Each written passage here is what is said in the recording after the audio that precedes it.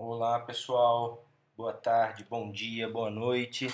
Aqui quem fala é o professor Rafael. Sejam muito bem-vindos a mais uma aula de História do Direito.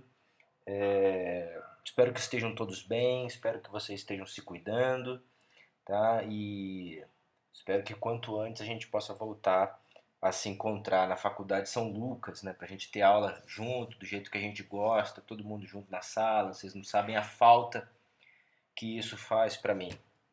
Mas enquanto isso ainda não é possível, a gente vai fazendo o melhor que a gente pode, né? Estou gostando de ver, vocês têm participado das aulas, têm participado dos chats, estou muito satisfeito com o desempenho de vocês. Essa pode ser uma matéria que pode parecer boba por alguns motivos, né? Aí aula de história, mas isso aqui explica muitas das coisas, por que que o nosso país é do jeito que ele é, por que que o nosso direito é do jeito que ele é. Então, hoje a gente vai, continuando, né, o nosso estudo agora da evolução político-jurídica do Brasil, né, a gente avança no tempo, né, e hoje nós saímos do Brasil colônia, vamos falar do Reino Unido de Brasil, Portugal e Algarves. Em Portugal eles falam ao contrário, né, é o Reino Unido de Portugal, Brasil e Algarves. Só para você se situar, Algarves é a província no extremo sul de Portugal, né? Então, bem ali na Península Ibérica, em Portugal, no extremo sul, você tem ali a região de Algarves, tá? Só para você saber mais ou menos do que nós estamos falando. Então, vamos lá, vamos começar aqui, vai ficar claro, vai ficar claro. Gente, e a nossa aula, então, começa no início do século XIX, tá? Começa no início do século XIX, com após a Revolução Francesa, né? Revolução Francesa que foi no finalzinho do século XVIII, 1789. Essa é uma data que você tem que ter na sua cabeça, né? Tem que ter na sua cabeça. Então, 1789 nós temos a Revolução Francesa. Nos anos seguintes, a Revolução descamba para o período do terror, né? A Revolução ela endurece e adquire a sua face mais negra, né? A sua face mais pesada, né? A sua face mais densa e violenta, né? Que é o período do terror. E depois, né, liderado pelo presidente Robespierre, né? Robespierre, e depois surge, né? Surge Napoleão Bonaparte, Napoleão Bonaparte que acaba por um golpe de Estado, acaba se coroando, né? E com apoio popular, com apoio das Forças Armadas, ele acaba adquirindo então dando um golpe, né? Bota o Robespierre para lá, se torna rei da França, se torna rei da França. Bom, e aí começam, né, as expansões napoleônicas, as incursões napoleônicas por todo o continente europeu, né? E Napoleão, claro, tinha como rival, né, o seu grande rival, a Inglaterra, né? Nós temos aí a inimizade de França e Inglaterra que dura séculos, né? E a grande oposição a Napoleão era a Inglaterra. Mas Napoleão Bonaparte não tinha condições, não tinha poder militar para invadir a Inglaterra. Inglaterra, que como vocês sabem é uma ilha, né, Grã-Bretanha, a ilha da Bretanha, e a Inglaterra tinha a maior marinha naval, né, tinha a maior força, tinha a maior força naval de toda a Europa, né, era a maior marinha, tanto mercante quanto militar, né, de todo o continente europeu. E Napoleão sabia que numa, numa batalha, né, numa batalha naval, a França simplesmente não tinha condição de vencer. Então, Napoleão faz o seguinte: Napoleão, que já tinha dominado grande parte da Europa, declara um bloqueio continental contra a Inglaterra. O que, que é isso? Napoleão Bonaparte ordena que todos os países da Europa continental, todos sem exceção, estão proibidos de estabelecer negócios, qualquer tipo de negócio com a Inglaterra, estão proibidos de negociar com a Inglaterra, comprar produtos ingleses, vender produtos para os ingleses, enfim. Né? A estratégia de Napoleão era quebrar a Inglaterra pela economia.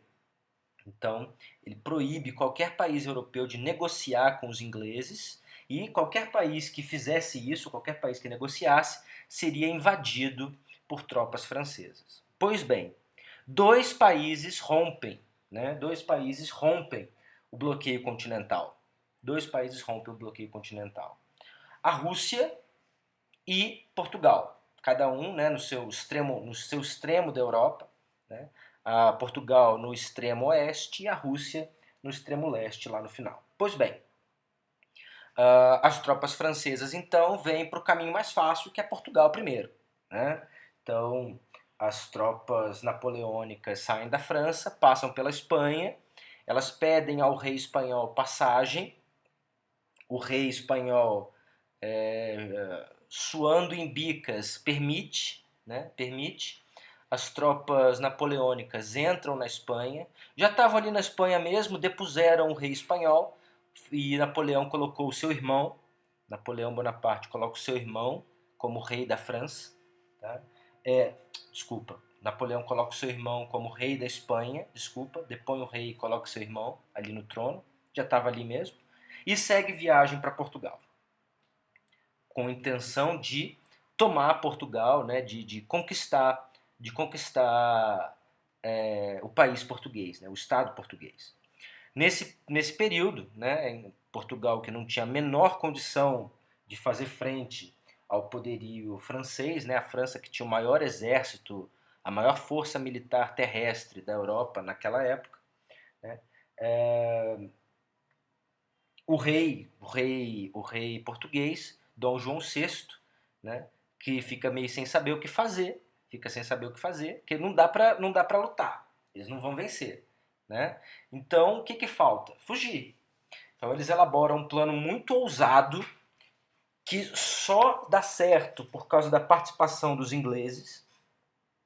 Então, navios ingleses aportam em Lisboa, a família real inteira e toda a corte portuguesa, toda, né? Todos os nobres portugueses são colocados em navios ingleses e escoltados também pela marinha inglesa, são trazidos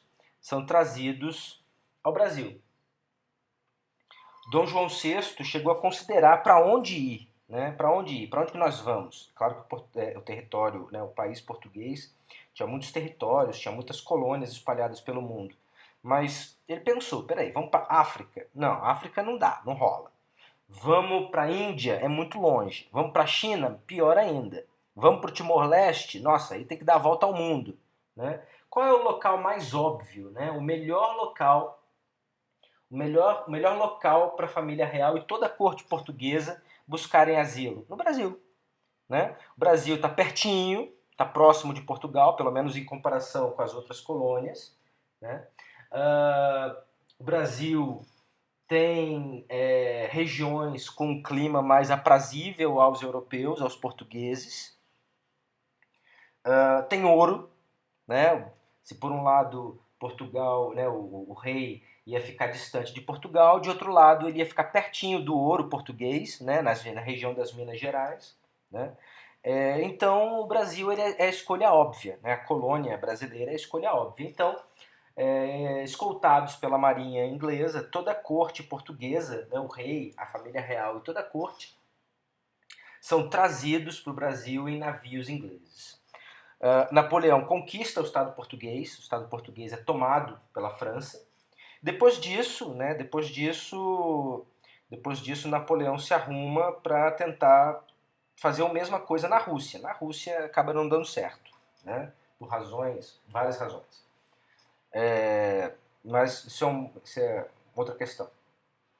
Bom, e aí, né, meus caros, nós temos a família real, toda a corte, né, todos os nobres portugueses aportam aqui no Brasil.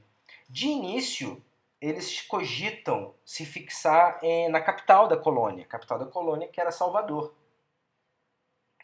Só que não sei se vocês já tiveram lá, é quente, né? Salvador é quente pra caramba, é um clima muito incompatível com os portugueses, para os portugueses, né? Então eles decidem um novo local para fixar moradia da família real e da nobreza no Brasil e por várias questões, né, desde possuir um clima ameno, pelo menos na época, né, pelo menos na época, hoje é um pedacinho do inferno, mas o clima era muito mais ameno e pelas próprias belezas ali naturais da região, o local escolhido pelo rei é o que hoje é a cidade, né, de São Sebastião do Rio de Janeiro, né, a cidade do Rio de Janeiro.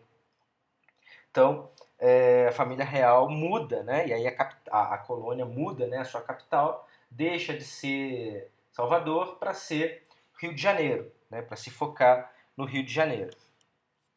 Tá? Então, isso em 1808. Tá? Em 1808, Napoleão chega a Portugal e a família real vem para o Brasil. Tá? E aí, meus caros, nós temos uma situação importante, interessante, né? Porque é o seguinte, né? A colônia, ela só existe para quê? Para dar lucro para a metrópole, não é isso? É o pacto colonial, né? É a função da colônia que é dar lucro para a metrópole. A metrópole não existe mais, né? Portugal agora faz parte da França. Cadê a metrópole? Não existe.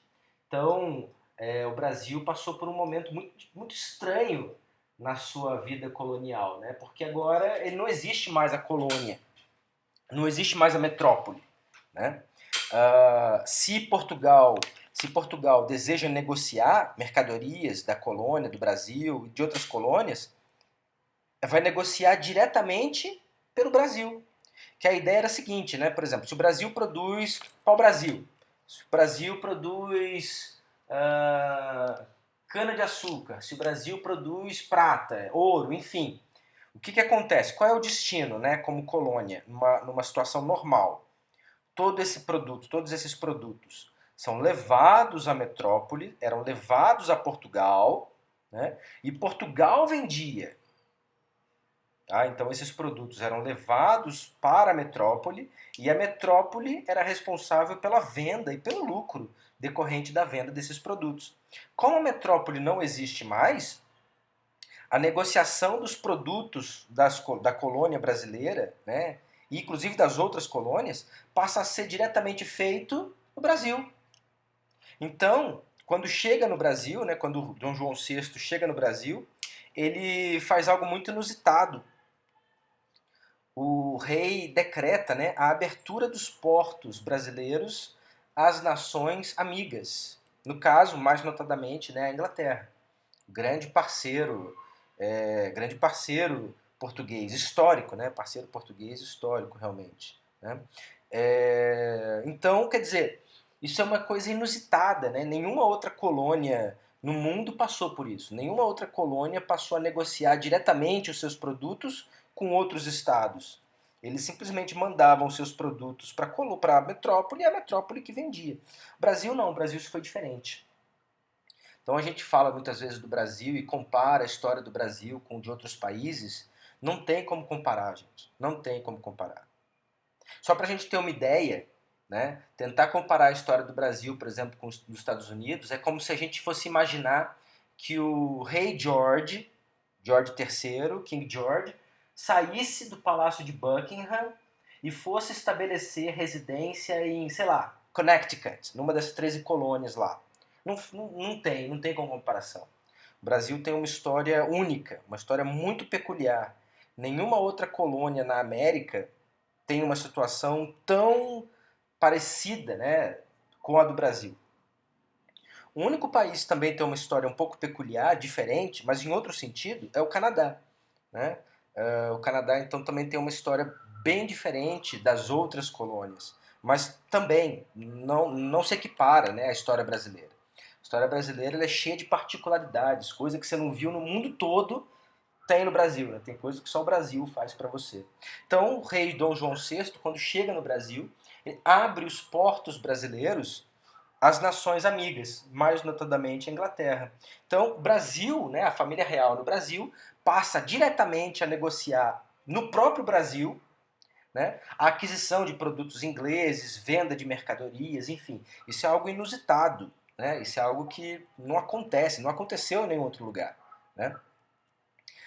E isso, claro, né, isso provoca um grande boom, uma explosão na economia brasileira, porque todos esses recursos, todo esse dinheiro que antes iria para onde? Iria para a metrópole, iria para Portugal, né? Esse dinheiro da venda iria para Portugal, de venda de mercadorias, de cana-de-açúcar, de pau-brasil, enfim, de qualquer tipo de commodity que o Brasil produzisse, o lucro ia ficar em Portugal. Agora não, agora esse lucro, esse dinheiro fica aqui no Brasil. Então isso explode a economia brasileira.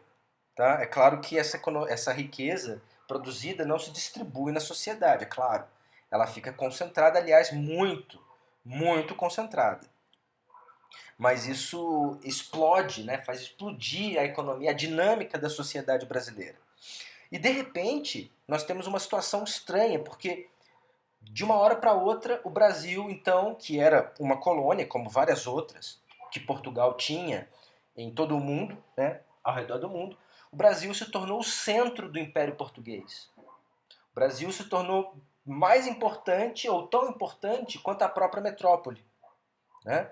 Era do Brasil que o rei dava ordens para os seus diretores em outras colônias. Né? Quem coordenava todo o Império Português, né, a coordenação de todo o Império Português era feita no Brasil. Era feita no Brasil. Tá? Então, o Brasil se torna realmente o ponto nevrálgico, né, o centro de todo o Império Português no mundo. Né? Só que é claro, sem participação dos brasileiros, sem participação nenhuma, né? Participação nenhuma. Era o rei português, a família real portuguesa e a nobreza portuguesa. E nós ainda tínhamos aqui uma política, né, uma estrutura de sociedade muito baseada no antigo regime. Né? Uma sociedade ainda muito dividida entre rei, nobreza, clero e burguesia. Né? Uma sociedade ainda... e, claro, né, sem falar no escravo. Então, uma sociedade ainda muito próxima da sociedade feudal, né? Do rei absolutista, né? Feudal, não diria nem feudal, mas do absolutismo. Né? Um rei absolutista, um rei todo-poderoso, com uma nobreza, o clero, e aquela classe burguesa que eram os brasileiros propriamente ditos, ou portugueses que já tinham vindo para o Brasil, mas que não participam, né? A burguesia brasileira que não participa do processo e da riqueza gerada pela transformação do Brasil na sede do Império Português. Tá? Então, você tinha, apesar do rei estar aqui no Brasil, né, no Rio de Janeiro, casa de Dom João VI, inclusive está lá até hoje, não sei se vocês conhecem o Rio, já foram visitar, mas a casa de Dom João VI está lá até hoje, no cais, né, do Porto. Para quem puder, vale a pena, é bacana, não sei se, enfim, já picharam, enfim, deixa pra lá. Mas tendo a possibilidade é bacana. Então era uma sociedade, essa elite portuguesa que veio para o Brasil, rei, família real e nobreza, eram simplesmente muito dissociadas, né, dos clamores da sociedade brasileira. Eles não queriam saber, né? É aquilo. Ainda estava naquela de banquetes, de diversões na corte, né, da vida na corte, festas, etc., bacanais, né, e etc. e tal. Então, algo assim, não era governar para o Brasil, não existe isso. Né? Não é que o rei governava para os brasileiros, não. O rei ele estava aqui, mas ele estava com o olho no império espalhado pelo mundo, inclusive em Portugal, sobretudo. Né? Inclusive em Portugal. Tanto assim que em outubro, né, pouco depois da família real ter chegado, em outubro de 1808, é criado o primeiro Banco do Brasil, que é o Banco do Brasil, propriamente dito. Né? Por isso que o código do Banco do Brasil é 001, é o primeiro banco criado no Brasil, criado logo após a chegada de Dom João VI. E qual era a função do Banco do Brasil? Para que servia o Banco do Brasil, gente? Para que servia o Banco do Brasil? Era para você abrir conta, para você abrir poupança, receber R$ 600? Era para quê? Para dar empréstimo para o empreendedor, para fazer empréstimo para você comprar escravo? Era para quê? O Banco do Brasil foi criado para bancar as festas, né? os bacanais, as surubas da corte. Essa era a função do Banco do Brasil. Era financiar, era financiar os excessos da corte portuguesa. Para isso que o Banco do Brasil foi criado, né? Então, você tinha uma sociedade realmente que, apesar de estar aqui no Brasil, a elite política do Estado português, apesar de estar aqui no Brasil, fez algumas transformações importantes, fez sim. Desenvolveu muito a região, a cidade do Rio de Janeiro, né? Colocou lá o Jardim Botânico, colocou a escola de medicina, a escola de medicina a escola de medicina em Salvador, no Rio, a escola de direito, né, a escola do Largo de São Francisco em São Paulo, etc. Fez grandes transformações, mas não era propriamente uma elite política preocupada com as necessidades do povo brasileiro. Não é, tá? E outra, temos aqui, né, veio junto com o rei, veio a sua classe política, né? A sua classe política, desculpa. Veio com ele, né, a nobreza. Veio com o rei, junto com o rei, desembarcou no Rio de Janeiro toda a nobreza portuguesa. Toda a nobreza portuguesa. E amigos do rei, gente que pede favores, etc. O que o rei vai fazer com essas pessoas, meus caros? O que o rei vai fazer? O que o rei vai fazer com os nobres? O que o rei vai fazer com os barões, com etc e tal? Ele vai botar no funcionalismo público. Então, o funcionalismo público, né, a coordenação do Estado brasileiro fica na mão realmente da nobreza. Fica na mão da nobreza. Não fica na mão de brasileiros. Né? Os cargos públicos para gerência, para gestão do Estado brasileiro, da colônia brasileira, vamos dizer assim, né, do Reino Unido, né, a nível de Brasil, é entregue para a nobreza. Então, de novo, nobreza que está preocupada com as necessidades do povo brasileiro? Não. Então você tinha dentro do funcionalismo público brasileiro, né, eu não sei se vocês vão lembrar, tinha uma série passava na televisão, chamada Os Aspones. Não sei se vocês vão lembrar disso. Mas era bem aquilo, né? Você tem a figura dos Aspones, que é a pessoa que você pensa quando você pensa no funcionário público padrão. Geralmente, quando você pensa no funcionário público padrão, você pensa o quê? Em alguém preguiçoso, que não trabalha. Não estou dizendo que é verdade, mas essa é a imagem que se tem muitas vezes. Né? Que não trabalha, que é preguiçoso, que não faz direito ao serviço, etc. E tal. Mas era bem isso mesmo. Aqui era bem isso. Né? Era bem isso. E eu não sei se vocês conhecem o estado do Rio de Janeiro, mas eu não consigo frisar para vocês o quanto isso impactou na estrutura do estado do Rio de Janeiro. Você vê eu que sou carioca, você vê o funcionalismo público no estado de São Paulo, e você vê o funcionalismo público no estado do Rio de Janeiro, gente, é gritante a diferença. É gritante, é gritante. Por quê? Porque o estado do Rio de Janeiro recebeu essa influência direta da corte portuguesa. Né? Aquela gente mole, aquela gente, nossa, com um trabalho péssimo, sabe? Prazos longos. Não estou dizendo que todos são assim, mas em todas as minhas experiências, ou praticamente todas, nunca tem ninguém disposto a te ajudar, nunca tem ninguém que quer facilitar a sua vida. Não, ao contrário. Né? Aquela pessoa que cria embaraço, que quer dificultar, que é mole. Né? Ainda existe o hábito da pessoa, deles não darem informação por telefone, porque eles querem que você vá lá no balcão. Né? Então é muito comum ainda, apesar da tecnologia da informação, de você ir lá bater o umbigo no balcão, né? Porque aí ou você está lá cobrando, né? sua figura está lá incomodando, Ou então, eles podem também pedir, né, uma caixinha, pedir uma caixinha, né, a corrupção. Tá? Então você tinha aqui um funcionalismo público com uma corrupção gigantesca, uma corrupção enorme, tá? Enorme.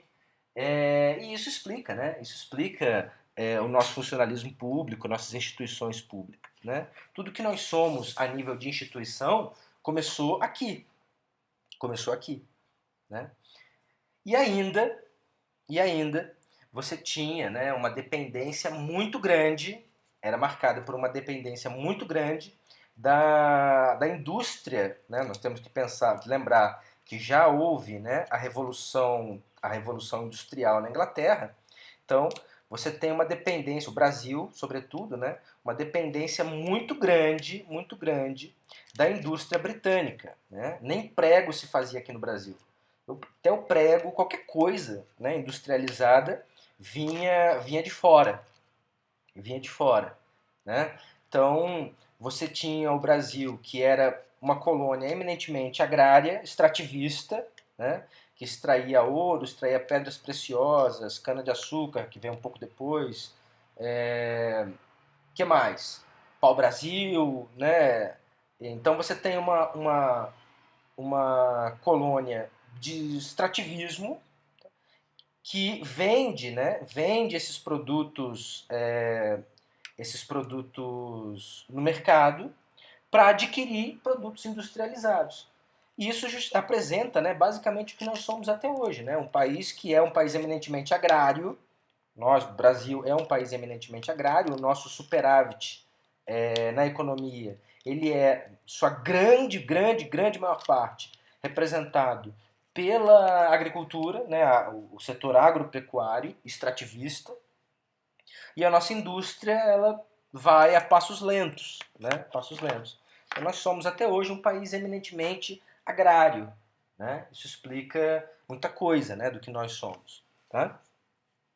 Você tinha então a Inglaterra que dominava, por exemplo, uma fatia de 15% da economia brasileira, né? Muita coisa, muita coisa. 15% de tudo que o Brasil vendia, comprava, etc., era da Inglaterra, né? Muita coisa.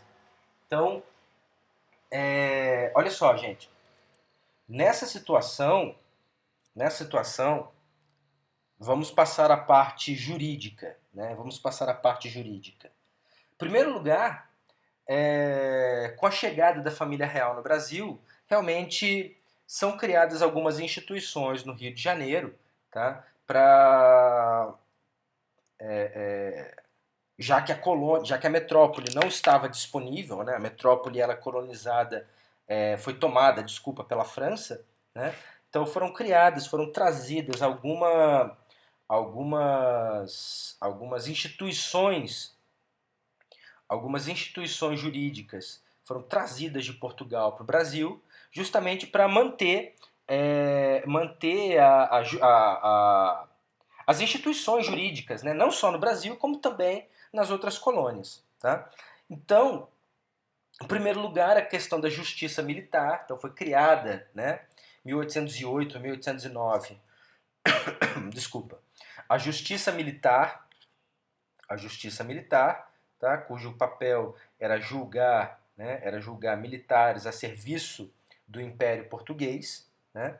Estabelecido então o Conselho Supremo Militar de Justiça, que seria a Suprema Corte Militar, né? Foi ainda trazido, né? A gente falou na aula passada que a Corte Suprema, né, de Justiça, a Corte Suprema de Justiça é em Portugal. Era a Casa de Suplicação, né, lá em Lisboa. Você tinha a Casa de Suplicação em Lisboa. Como, né, Portugal era agora parte da França, então foi criada uma Casa de Suplicação, que seria o Supremo Tribunal, né, o Tribunal Máximo, aqui no Rio de Janeiro, né, na capital na capital do Brasil. Tá? Então, instalada então a Casa de Suplicação, que era responsável por ser o último grau de recurso, né, o último grau de recurso, é instalada então no Rio de Janeiro. Ainda, você tem o intendente geral de polícia, que seria que seria como a corregedoria da polícia, né, na época, tá? Responsável, então, por conduzir a polícia, estabelecer regras, fiscalização, funcionamento da atividade policial e etc. Tá? Então, um intendente geral de polícia também é criado. E pasmem, né, a Inglaterra exigiu que fosse criado aqui no Brasil o juiz conservador da nação britânica. O juiz conservador da nação britânica. O que é o juiz conservador da nação britânica? Gente, juiz conservador da nação britânica é o seguinte: é um juiz inglês aqui no Brasil, que julga, que tem a função, que tem o papel de julgar delitos praticados por ingleses. Então, se um inglês cometeu algum tipo de delito aqui no Brasil, ele não será julgado por um juiz brasileiro ou mesmo por um juiz português. Ele será julgado por um juiz inglês. Portugal exigiu reciprocidade. Portugal exigiu fazer o quê? Inglaterra, tudo bem, eu faço. Mas em Londres, eu também quero um juiz português que vai julgar, então, delitos praticados por cidadãos portugueses. Pode ser? Pode. A Inglaterra aceitou. Tá? Então, você tinha também o juiz conservador da nação portuguesa lá em Londres, cujo trabalho era julgar delitos, eventualmente delitos, né, supostos delitos praticados por portugueses. Qual a diferença? A diferença é que o juiz conservador da nação portuguesa foi para inglês ver, né? Aliás, daí que vem a expressão, né? Foi para inglês ver, tá? Porque não há nenhum caso relevante em que ele tenha se manifestado, o juiz conservador da nação portuguesa lá em Londres. Em compensação, o juiz conservador da nação britânica aqui no Rio de Janeiro deu o que falar. Tá? Tem várias questões, vários delitos, crimes mesmo, praticados por cidadãos ingleses e nem o Brasil nem Portugal podem puni-los. Por quê? Porque eles são processados e julgados por um juiz inglês. Né? O mais icônico de todos eles, é a questão Christie, C-H-R-I-S-T-I-E, questão Christie, tá? Que ficou muito conhecida, que são os marinheiros ingleses ancorados, né, com o navio ancorado lá no Rio de Janeiro, que fizeram uma tremenda de uma arruaça lá no Rio de Janeiro, vandalismo, etc e tal, bêbados, fizeram lá uma arruaça, vandalismo, etc. E nem Brasil nem Portugal puderam julgá-los, né? Não puderam julgá-los. Os brasileiros queriam que eles fossem presos, queriam que eles pagassem multa, etc. Né? O juiz inglês, o juiz conservador da nação britânica, conseguiu inverter a situação, conseguiu deixar o Estado português, né, o Reino Unido, né, brasileiro e português, mal na fita, né, e tratou os marinheiros ingleses como se vítimas fossem, né, como se fossem vítimas, etc. Nossa, causou um tremendo mal-estar, né? E foi um dos primeiros grandes motivos de azedume da relação entre portugueses e brasileiros. Né? Gente, quando a família real chega no Brasil, e estabelece no Rio de Janeiro a sede do Império Português, você tem uma situação muito, muito peculiar, como eu disse. O Brasil não é um Estado, porque também não é independente. Mas o Brasil também não é mais colônia. Né? O Brasil não é um Estado, porque não é independente. Mas também não é colônia, porque não existe mais a metrópole. E agora? Então, Portugal decide, com a chegada de Dom João VI no Brasil, eleva o Brasil à condição de Reino Unido. E aí Portugal, o Estado português, na verdade, passa a ser o Reino Unido. O Brasil também já foi Reino Unido, tá pensando o quê? O Reino Unido de Brasil, Portugal e Algarves. Em Portugal eles falam ao contrário, né? Eles colocam Portugal primeiro. Reino Unido de Portugal, Brasil e Algarves. Né?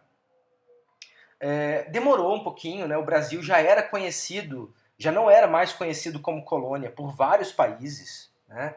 Vários países já reconheciam o Brasil como não sendo mais uma colônia. Tá? Portugal, então, não posso dizer que Portugal se adiantou, seria mentira. Né?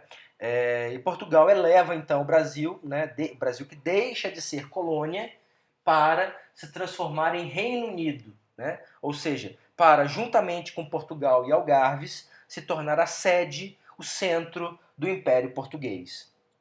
Com a capital do Reino Unido, era o Rio de Janeiro. Capital do Reino Unido, com Portugal sitiada pelos franceses, a capital de todo o Império Português foi o Rio de Janeiro.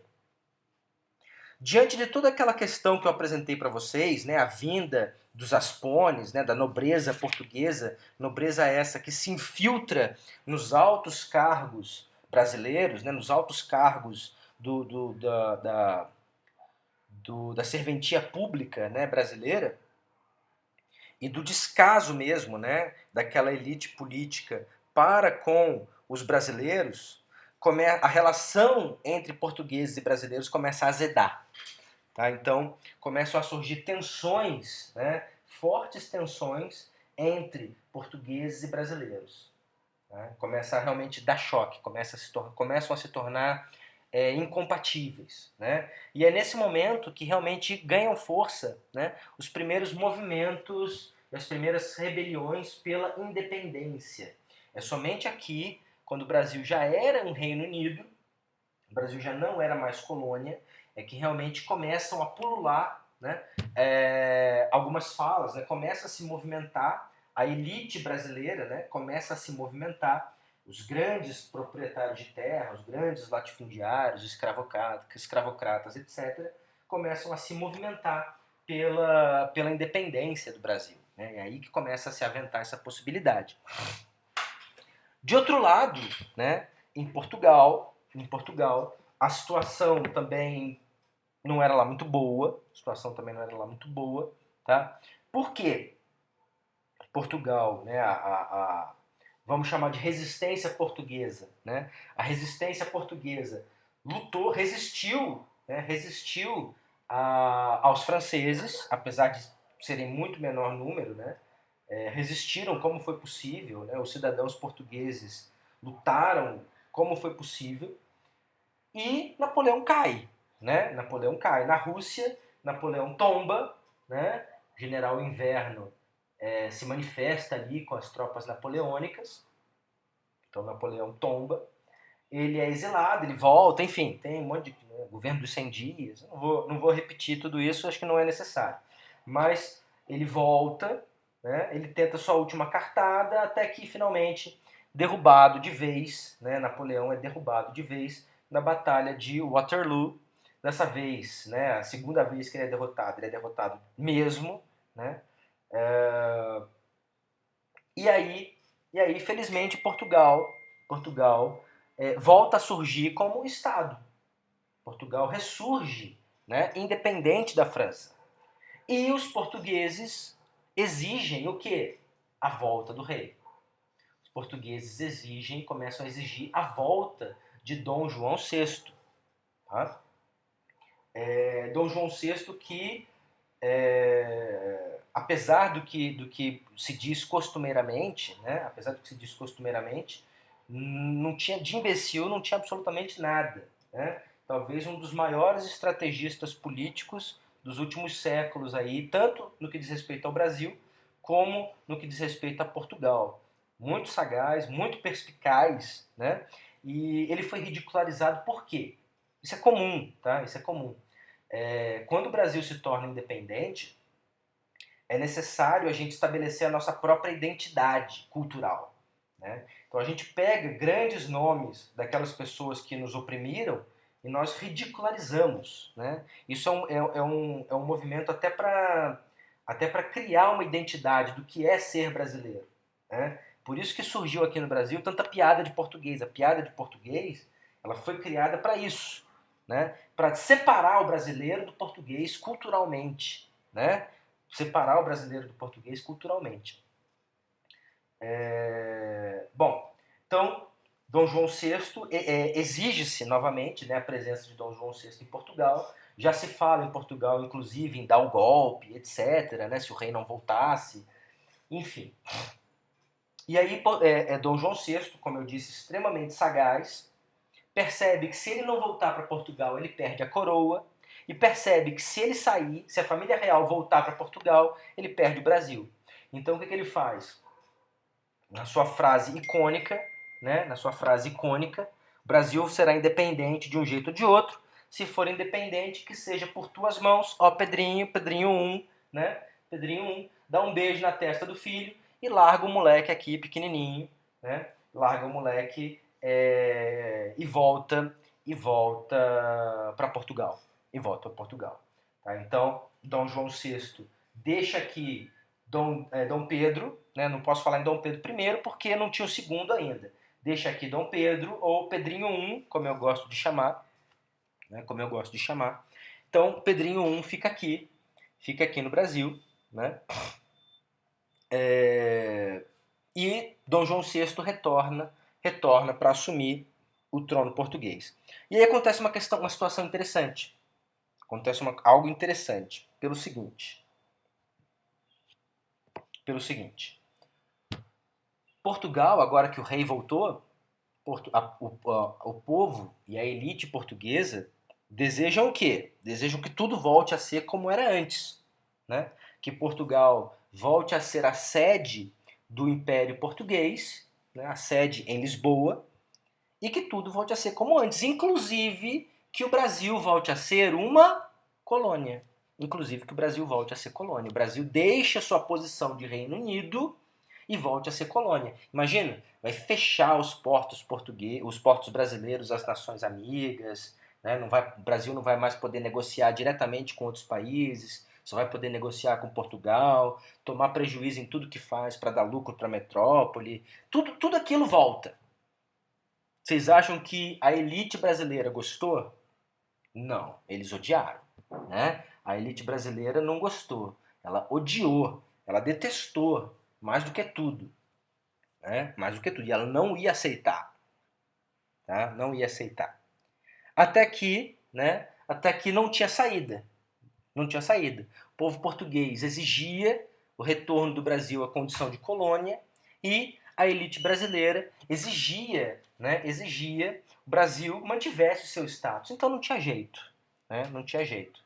A gente acabou optando, né? O único caminho possível era o caminho da independência, proclamada em 7 de setembro de 1922, tá? Por Dom Pedro, às margens do rio Ipiranga, todo mundo sabe essa história, né?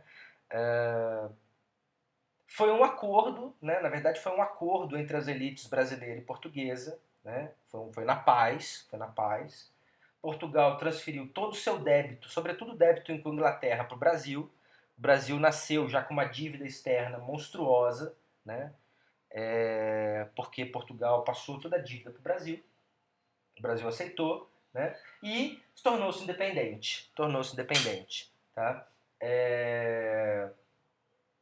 Não houve no Brasil, né, não houve guerra, não houve revolução, muito diferente do que aconteceu com todos os outros países, né? Se a gente pegar toda a América Latina, desde o México até o Chile, foi guerra contra a Espanha, né? Se a gente pegar os Estados Unidos, uma guerra também extremamente sangrenta contra a Inglaterra.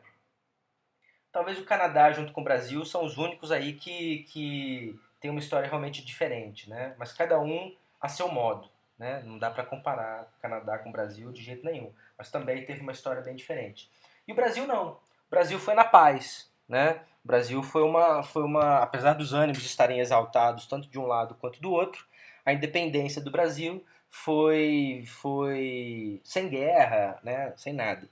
Inclusive, sem muita participação popular, né? Na verdade, é um movimento das elites, né? É um movimento das elites, tá? Então a elite portuguesa, a elite brasileira se movimenta, né? Se movimenta pela independência.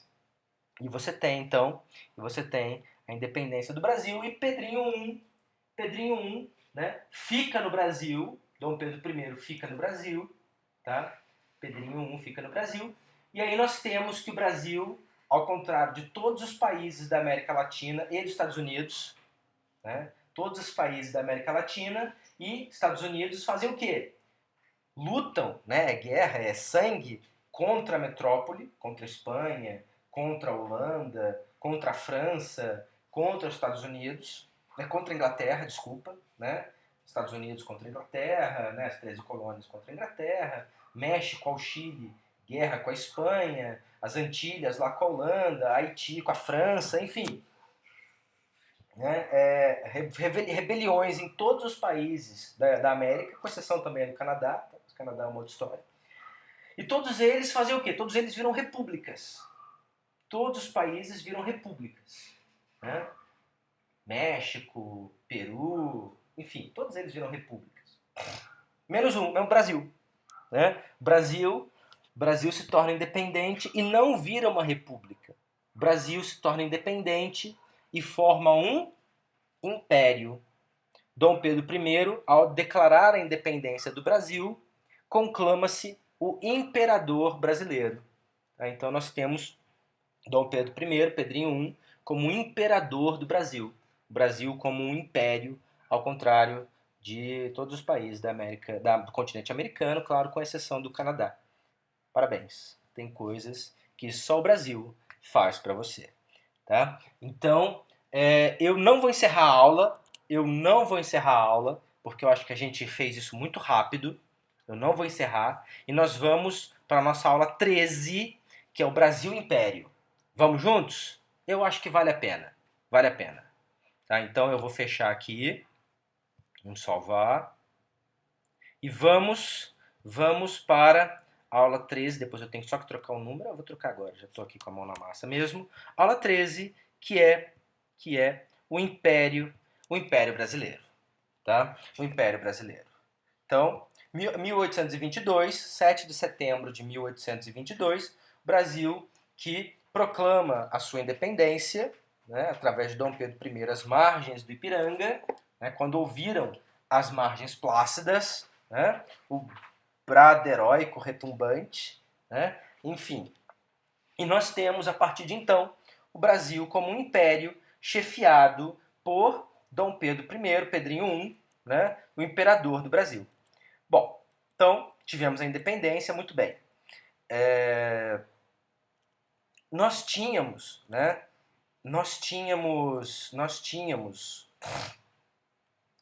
Falamos, né, no finalzinho, que nós ficamos entre os portugueses e os brasileiros radicais, né? Então, realmente, tanto Dom Pedro I como Dom João VI ficaram numa sinuca de bico e Dom João VI encontrou uma maneira muito interessante, né? É a maneira última, né? É o último jeito de você dar um cargo bom pro seu filho, né? Não conheço um melhor. Fica aqui que você vai ser imperador, né? Enfim. Enfim, e aí você tem a independência do Brasil com a constituição do Império Brasileiro. Tá? Gente, quem apoiava o Império? Quem apoiava o Império? O Império existia, apesar da população, do povão, né, o povão que amava tanto Dom Pedro I quanto Dom Pedro II. Tá? Dom Pedro II era ainda mais amado pelo povão. Tá? Dom Pedro II era amado pelo povão. Dom Pedro I também. Mas quem que manteve o império? O leme. L de lagarto, E de escola, M de Maria, E de escola de novo. O leme. Foi o leme que sustentou o império. O que é o leme? O que é o leme? Gente, o que é o leme? Só para você entender. É o latifúndio exportador de monocultura escravocrata. Tá? Então é o proprietário do latifúndio, né? São os latifundiários brasileiros, proprietários de grandes dimensões de terra, de grandes fazendas de terra, exportador, desculpa, ou seja, plantio para exportação, né, sobretudo, né, da cana-de-açúcar, depois vem o café. Então, a monocultura, né, a monocultura, ou seja, eram grandes propriedades de terra destinadas ao cultivo de uma única cultura para fins de exportação, né?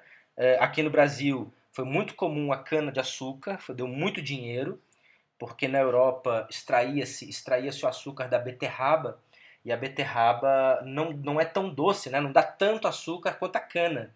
Então, quando a cana chegou na Europa, nossa, os europeus ficaram loucos, né? Porque, porque a beterraba simplesmente não tinha como competir, né? Então, os europeus adoravam a cana-de-açúcar, o açúcar da cana-de-açúcar, que dá muito mais, então um volume de açúcar muito maior do que beterraba. E escravocrata, ou seja, cuja mão de obra era escrava. Foram essas pessoas que tornaram a independência possível e o Império Brasileiro possível.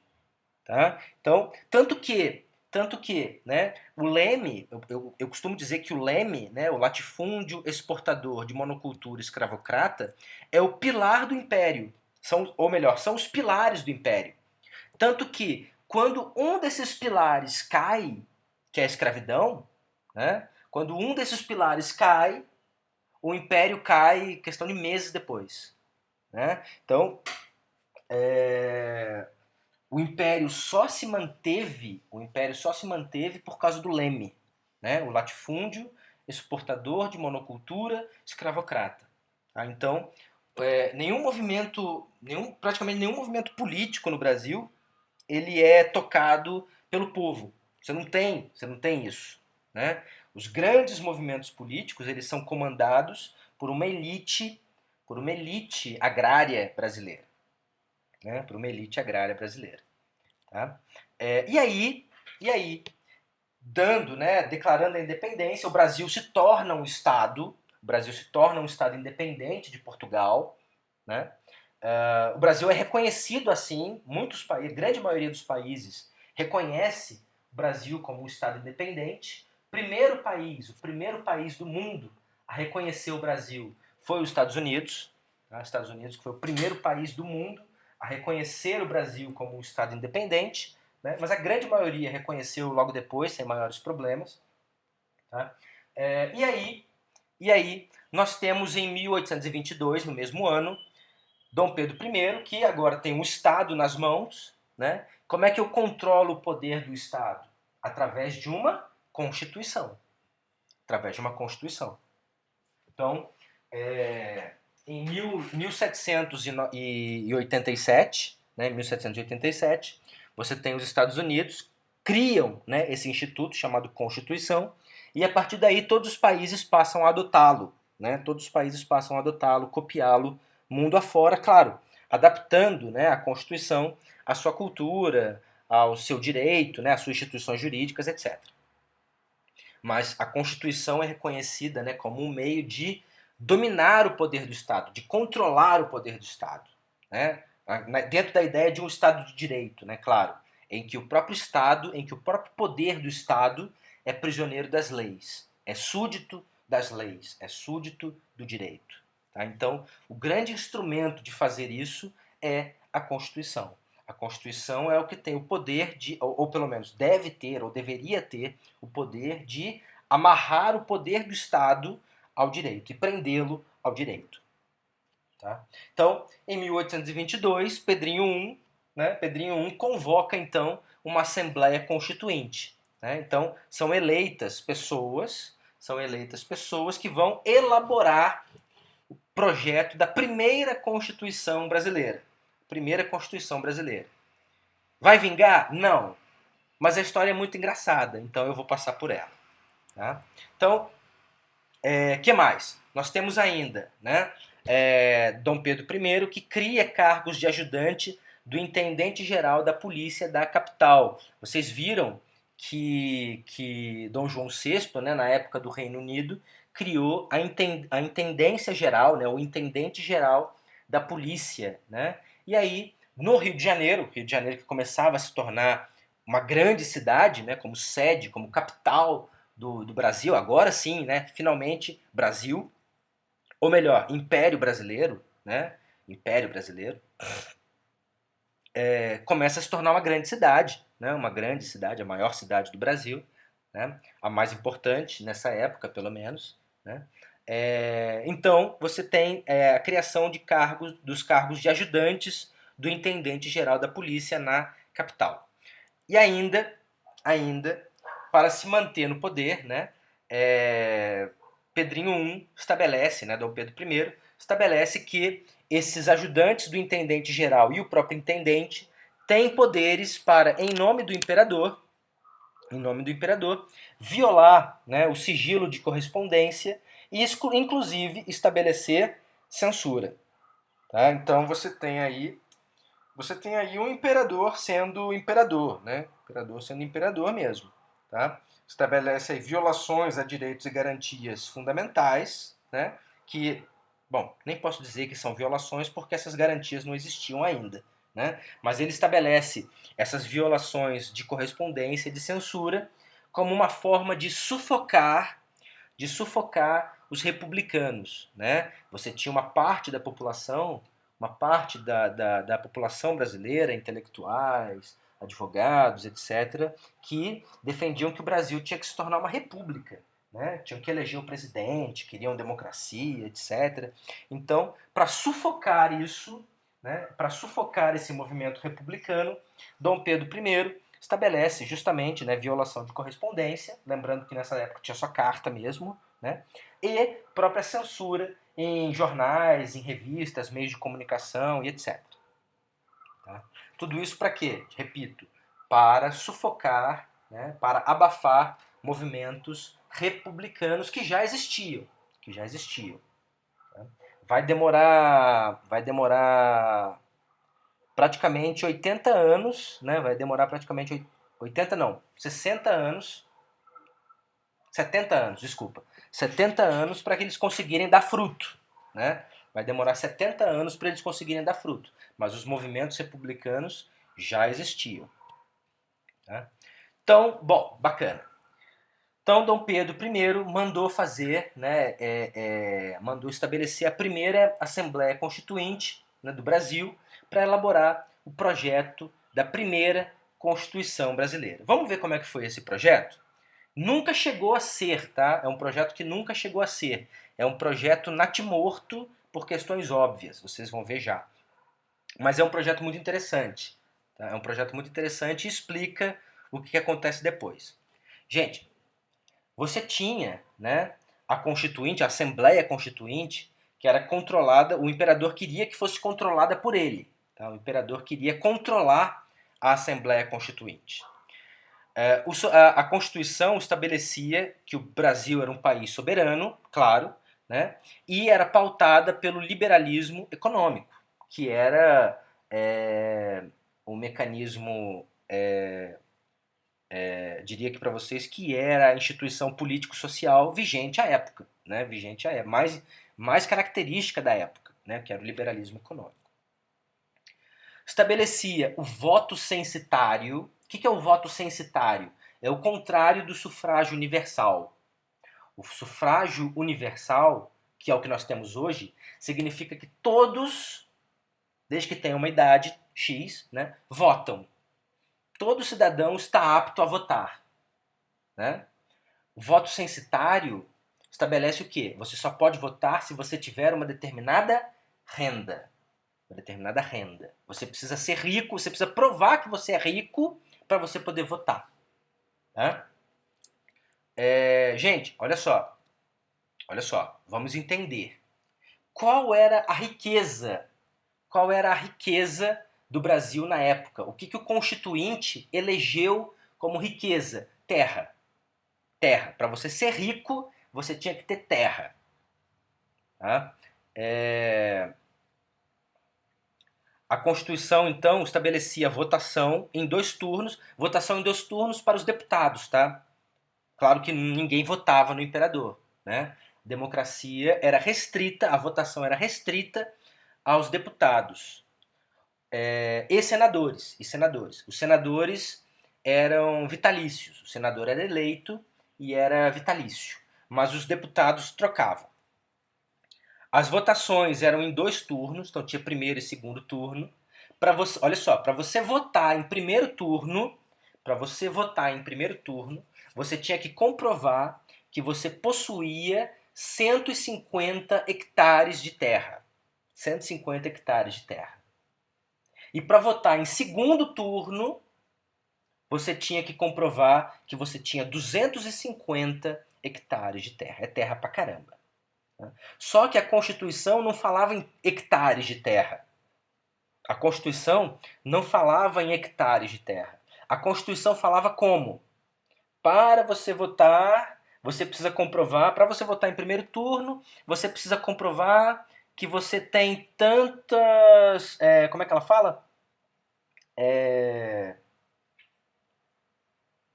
Tantas toneladas, alguma coisa assim, né, uma unidade de peso, de mandioca.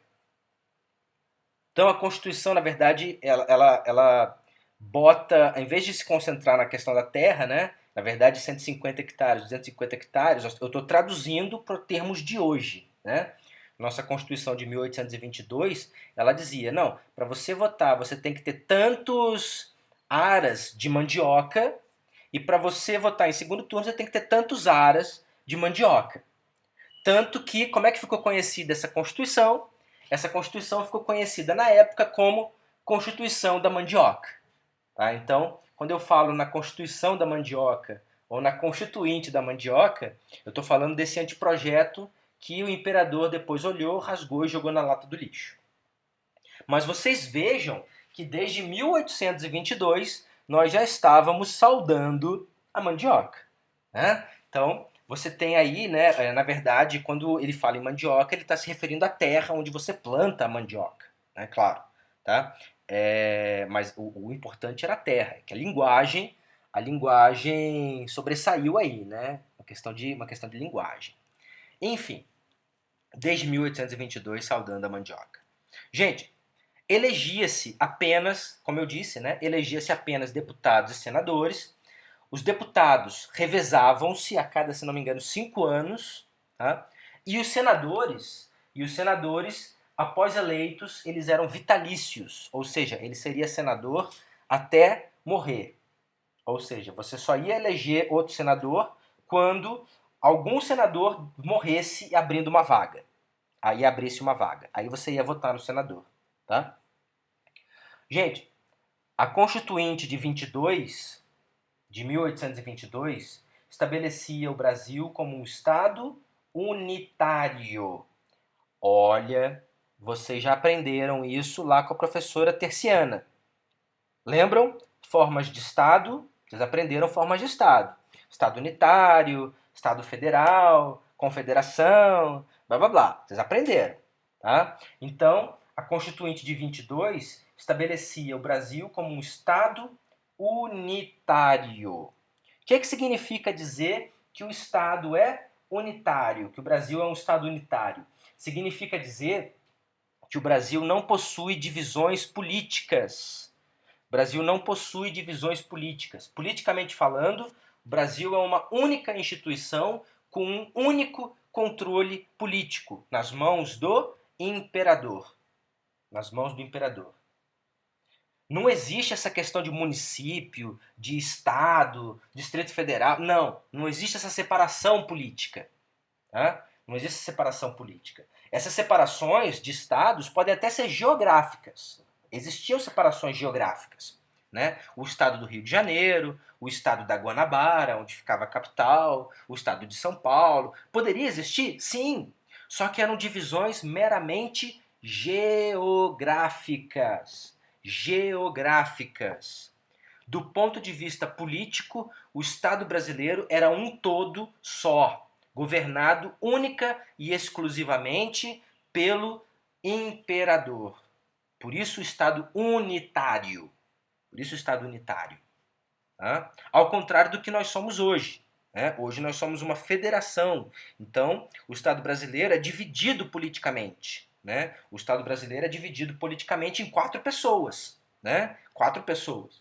União, estados, Distrito Federal e municípios. Cada um deles recebeu uma fatia de poder do Estado brasileiro. A União recebeu a maior parte, os estados receberam um pouco, o Distrito Federal um pouco e o município um pouco.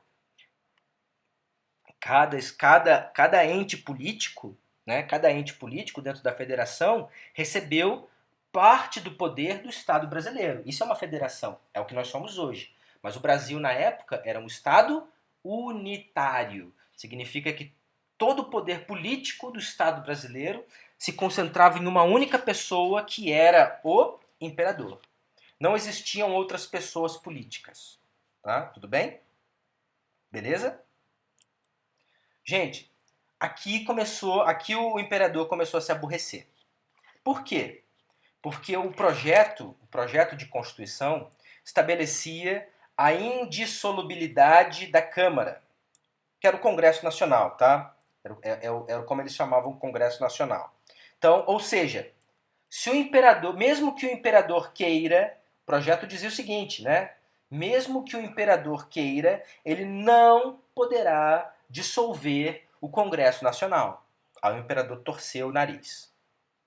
Né? Se o imperador, mesmo que ele queira, ele não vai ter poderes para dissolver o Congresso. Pronto, ele já não gostou. O Congresso Nacional teria poderes para suspender o veto. Do imperador. Que é o seguinte, olha só. Para você entender mais ou menos, bem superficialmente, tá? Nós vamos falar disso mais para frente, mas para você entender bem superficialmente o processo legislativo. Basicamente, funciona assim, até hoje. O Congresso Nacional elabora projetos de lei, não é isso? Né? Eles elaboram projetos de lei, eles votam o projeto, aprovam o projeto. Para onde vai o projeto de lei? O projeto de lei hoje vai para onde? Vai para o presidente. E o presidente, ele tem poder para sancionar o projeto, né? Sancionar o projeto. O que é a sanção? Quando ele sanciona, o que ele faz? A sanção significa que ele autoriza, ele está de acordo com aquele projeto. Ele autoriza que aquele projeto siga em diante e entre no ordenamento jurídico brasileiro. Ou então, o presidente tem poder de vetar, o veto. O que é o veto? O veto é o contrário. O veto é o chefe do executivo, né? No nosso caso, o presidente da República, dizendo que ele não está ok, que ele não concorda com aquele projeto. Só que é o seguinte, hoje, quando o presidente veta um projeto de lei, o projeto de lei vetado volta para o Congresso Nacional e o Congresso hoje tem poder, inclusive, para derrubar o veto do presidente. Tá? O Congresso Nacional hoje tem poderes para vetar, né, para superar, para afastar o veto do presidente. Então o presidente diz assim, eu veto, não concordo. Aí o Congresso Nacional tem poder para dizer assim, dane-se que você não gosta, dane-se que você vetou. Nós aqui estamos afastando o seu veto. Os constitucionalistas de 1822 queriam fazer isso com o imperador. O imperador podia vetar um projeto de lei, aí a Câmara, né, o Congresso Nacional, ia virar para o imperador e falar assim, não, nós vamos afastar o seu veto. Capaz que o imperador ia deixar mesmo, né? Capaz que o imperador ia deixar, né? E ainda a pá de cal, né? O último prego no caixão, né, foi o controle das Forças Armadas pelo Senado. Ou seja, quem controla as Forças Armadas no Império Brasileiro é o Senado. Aí não, aí o imperador deu chilique, aí soltou a franga, tá? O imperador dissolveu a Constituinte, agradeceu a todos, mandou todo mundo para casa, né? Agradeceu a participação, né? Pediu bater a porta na saída, dissolveu a Constituinte e mandou todo mundo embora. Tá? Mandou todo mundo embora. Por quê? Porque o imperador queria fazer o quê? Queria concentrar todos os poderes nas suas mãos. Né? Queria concentrar todos os poderes nas suas mãos. Como assim? O veto, a Câmara, né, o Congresso é indissolúvel. O Congresso tem poderes para afastar o veto do imperador. E o Senado controla o exército. Aí não, né? Aí o imperador ficou louco mesmo, né? Pedrinho surtou. dissolveu a Constituinte, mandou todo mundo embora. E aí nós temos, né, Dom Pedro deu um chega para lá na Constituinte, falou o seguinte, agora eu vou fazer a Constituição. Então ele escolheu, né, Pedrinho I escolheu a dedo os constituintes, tá? Nossa Constituinte de 1824, tá? 1824, é a nossa primeira Constituição. Constituição da Mandioca ficou no projeto, ficou apenas no projeto, tá? Então, depois de ter dissolvido a Constituinte da Mandioca, Dom Pedro I nomeia, ele escolhe a dedo, né, as pessoas que iam compor a nova Constituinte de 24, tá? Deu a eles 40 dias para apresentar a Constituição. Vamos lembrar que a nossa Constituinte de 88, né, na verdade começou em 87, durou mais de um ano, durou quase um ano, né? Durou praticamente um ano. Tá? Dom Pedro I falou, vocês têm 40 dias, se vira, dá teus pulos. Né? Se virem, não quero saber. Vocês têm 40 dias para me entregar a Constituição. Tá? Uma Constituição outorgada. Por que ela é outorgada, gente? Qual é a diferença entre Constituição outorgada e Constituição promulgada? Né? A Constituição outorgada é aquela Constituição que o povo tem que engolir. Ela desce goela abaixo do povo. Né? Não existe uma participação popular no desenvolvimento do projeto. Tá? É o caso da Constituinte de 24. A Constituição de 24 não teve nenhuma participação popular. Tá? Ao contrário, por exemplo, da nossa atual Constituição de 88, né? Que a população participou ostensivamente. Então, quando a população participa, né? Quando você pressupõe que a população participou da elaboração da Constituição, que existe uma aceitação popular daquele texto constitucional, você tem uma Constituição promulgada. Promulgada, né? É a Constituição com participação popular. Né? Quando a Constituição desce goela abaixo do povo, é uma Constituição outorgada. É o caso. Né? É o caso. Dom Pedro I virou para a população brasileira. Vocês gostaram? Não, não interessa. Vocês vão ter que engolir a Constituição. Tá? Então, ele passou adiante, né? Passou a Constituição de 1824. Gente, características da Constituição de 1824, nossa primeira Constituição. Nossa primeira Constituição e a Constituição que mais durou até hoje. Né? Depois disso, praticamente de 7 em 7 anos, a gente arranja uma nova. Né? A Constituição que mais durou até hoje, né? A de 1824, vai até 1891. Né? Vai até 1891, vai até o finalzinho do século XIX. Tá? Gente, olha só. Características marcantes da nossa primeira Constituição, da Constituição Imperial, né? Constituição Imperial de 1824. Monarquia. Brasil é um país monárquico, país governado pelo rei, pela família real. Na morte do rei, o seu sucessor, o seu primeiro filho, assume o trono, né? Uma monarquia hereditária. Então, quem governa o Brasil é a família de Alcântara e Bragança. Né? O imperador Dom Pedro I, na sua morte, assume seu filho, Pedrinho II, na sua morte, assume seu primeiro filho, blá blá blá, e assim vai. Essa era a ideia. Tá? Com representatividade popular, porque nós íamos ter aqui o Congresso Nacional, tá? Com o Congresso Nacional, e uma monarquia constitucional. Uma monarquia constitucional, né? Aquela monarquia que é prevista na Constituição. Gente, outra característica, talvez a característica mais importante da Constituição de 1824. Ao contrário de qualquer coisa que aconteceu nos outros países americanos, o Brasil não cria 3 poderes, o Brasil cria 4 poderes. Né? O Brasil cria 4 poderes.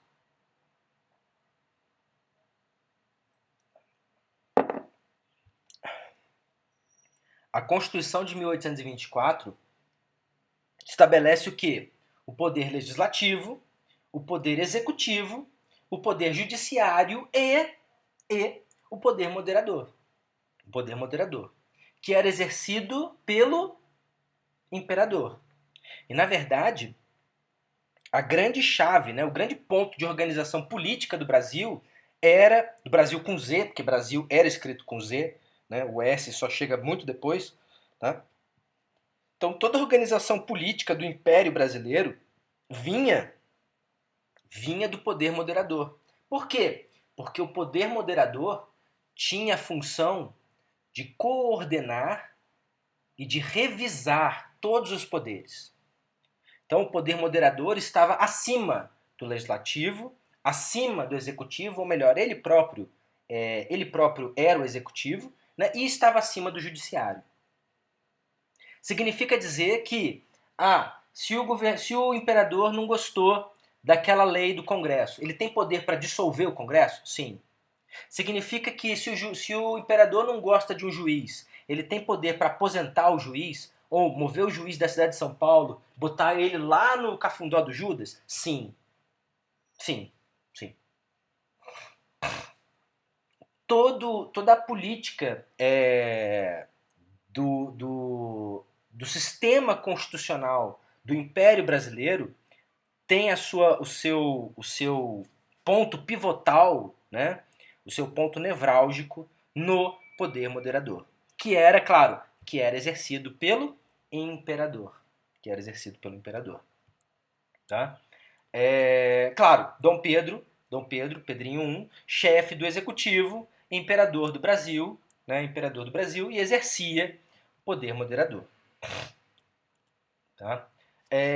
O Senado continuou vitalício, né? O Senado continuou vitalício, tá? Então, você tinha uma lista tríplice, encaminhava-se ao imperador listas tríplices e o imperador selecionava, tá? Para ser senador, tá? Para você se candidatar ao cargo de senador, você tinha que ter uma renda anual, né? Uma renda anual de até de pelo menos, desculpa, né, de pelo menos 800 mil contos de réis. 800 mil contos de réis. Professor, quanto vale isso hoje? Não faço ideia, eu não sei. Tá? Eu não sei quanto vale 800 mil contos de réis hoje. Mas para você se candidatar ao cargo de senador, você tinha que comprovar anualmente uma receita de 800 mil contos de réis. Tá? Para deputado, você tinha que comprovar uma renda de pelo menos 400 mil contos de réis. A população elegia os deputados. Tá? Para você ser um eleitor paroquial, o que é o eleitor paroquial, gente? Eleitor paroquial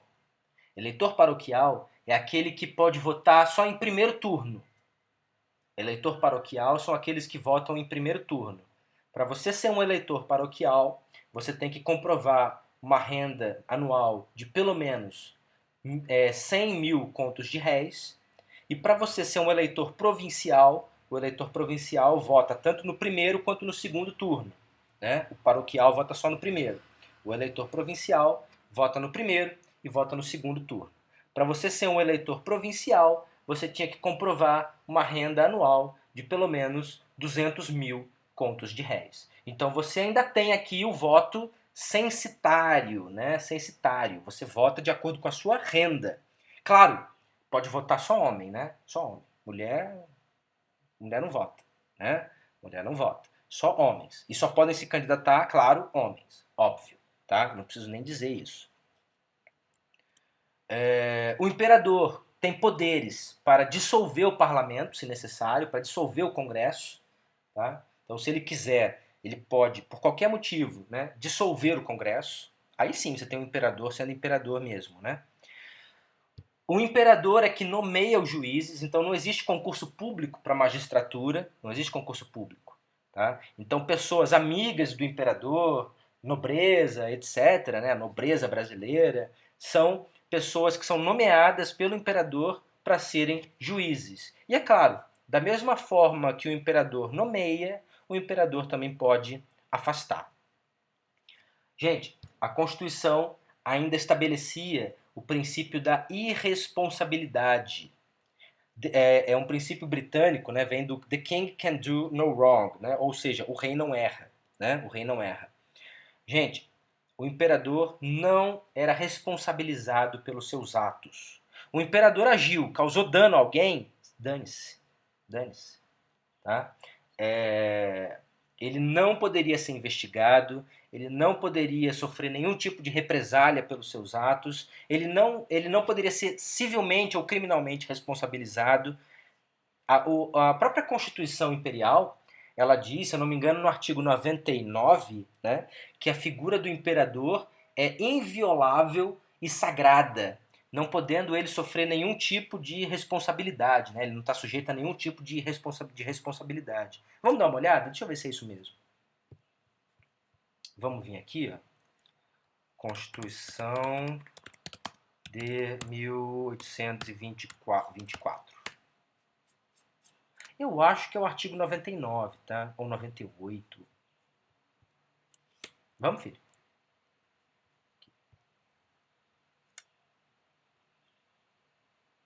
Não, eu quero a Constituição. Eu não quero o texto da Constituição, eu quero a Constituição. Aqui. Aqui, ó. Então, essa aqui é a Constituição do Império do Brasil. Tá lá, ó. Constituição Política do Império do Brasil. Tá? Constituição Política do Império do Brasil, elaborada por um Conselho de Estado e outorgada por Dom Pedro I, 25 de março de 1824. Tá?